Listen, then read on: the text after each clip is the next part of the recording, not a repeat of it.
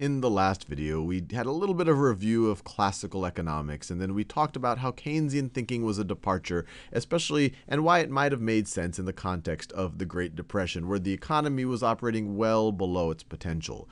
What I want to do and it may be true any time that the economy is operating well below its potential. But what I want to talk about in this video is how Keynesian thinking can sometimes be dangerous. And one thing I do want to emphasize over the course of this video is Keynesian policies are often associated with people on the left, with policies on the left, Democrats in the United States.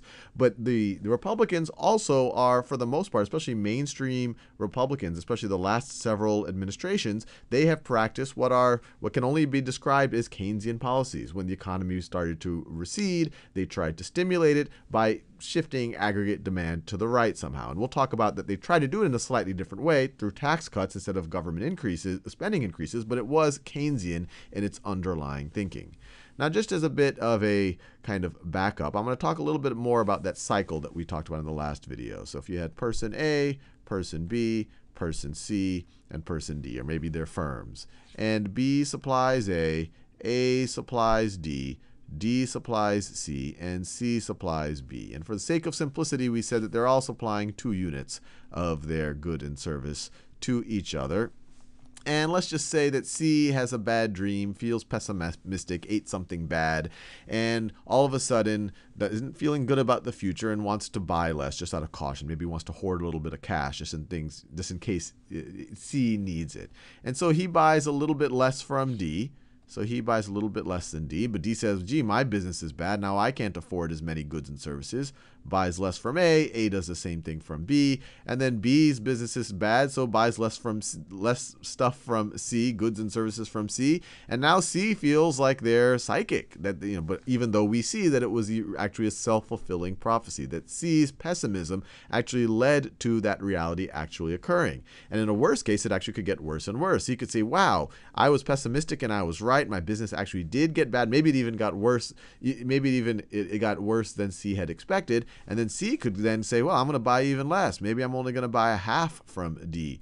Maybe I'm only going to buy a half from D now. And then D says, maybe I'm only going to buy a half from A. And that cycle could go down and down and down until each of them are just buying exactly just what they need to get by, even though they all could be producing more. The economy could be producing more and could be wealthier, and they all could be way better off.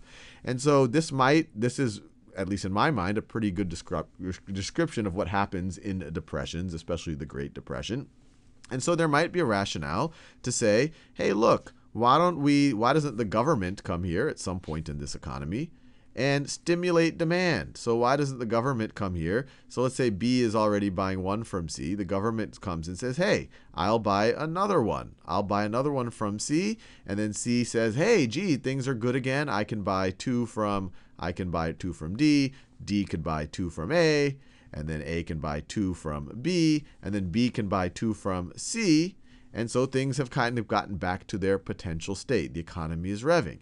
Now, in an ideal state, the government would say, hey, my work is done now. I can now take a step back. I could take a step back, and I don't want to overheat the economy. I don't want to push aggregate demand too far to the right and cause inflation, and so they will take a step back. Now, the danger here is that this is not so easy for governments to do. This was some type of stimulus, some type of government spending, although maybe it was a tax decrease, or maybe B could have increased their demand. But either way, once you do a policy like this, and let's say it was government spending, it's very hard to unwind. This government spending might have been for a project that some people like. It might have employed many, many people. Those people are voters. They're not just going to sit there while you cancel this government project.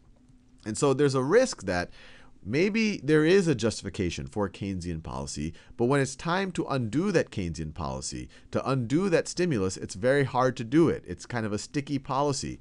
And so what you might have is when times are bad, you do Keynesian stimuli, but then when times are good, you're not willing to undo it. And if that Keynesian stimuli involves more and more deficit spending or more government spending, then the government size is just going to grow relative to the economy, or the deficit is just going to go relative to the economy, and you're never going to unwind it because the unwinding is unpopular. And I want to be clear that this is true of both the left and the right. In the stereotypical sense, the left might say, hey, let's do a Keynesian stimulus by spending more, so the government spends more, and let's hold our revenue constant, our tax revenue let's hold it constant. And so obviously the government would have to borrow more money to fund this, or sometimes they might even increase taxes if they actually wanted to be more purist about it. But this is the variety that you see. And this would be a true stimulus. This is using the fiscal lever to put more demand in the economy.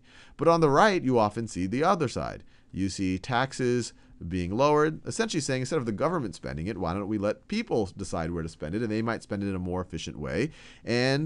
But it's going to be a stimulus because spending is held constant. And then you have the double where you do both sides of it, where you lower the taxes, you lower the inbound revenue, and you increase spending.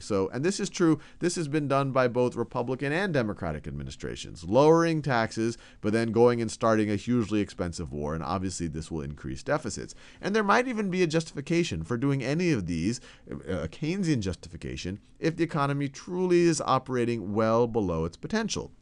The tough thing is it might be justified. You actually don't know exactly where that potential is, and you might not be able to unwind this once you get to your potential. And then you might overheat the economy, might lead to inflation, and that actually might undermine the productivity of the actual economy.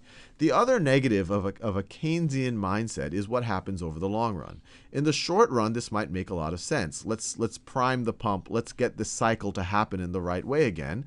But in the long run, it's essentially just trying to get people to consume and consume more. You'll often hear when the economy slows down a little bit, you'll hear the president, you'll hear politicians say, hey, we're just trying to get people to spend more through some combination of these Keynesian policies. We're going to lower taxes. We're going to increase spending.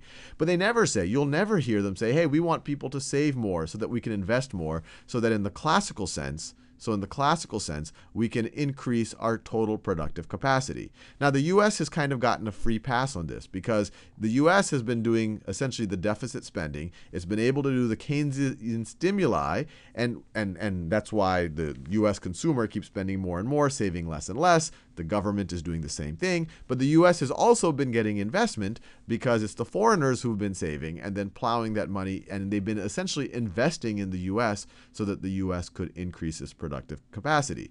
But that is a risk for a country if it's not blessed with that kind of free pass that the U.S. has gotten for the last several decades, is that when you have some resources, so in a given year you have some resources, let's say it's your time, you could either hunt and eat rabbits, or you could spend your time to invent new rabbit trapping devices. So this is kind of the hunting and eating the rabbits, and this is spending some time to go and figure out ways to be more productive at hunting rabbits, building some bow and arrows or something like this. You always have a trade-off between consumption and investment. And Keynesian policies, they're all about, hey, let's get consumption as high as possible. And that might be a good idea in the short run, especially if we are operating well below our potential, well below our full capacity utilization. But it could be a risk in the long run if you don't get the free pass, because you might have underinvestment, and in the classical sense, you're never able to move your potential to the right.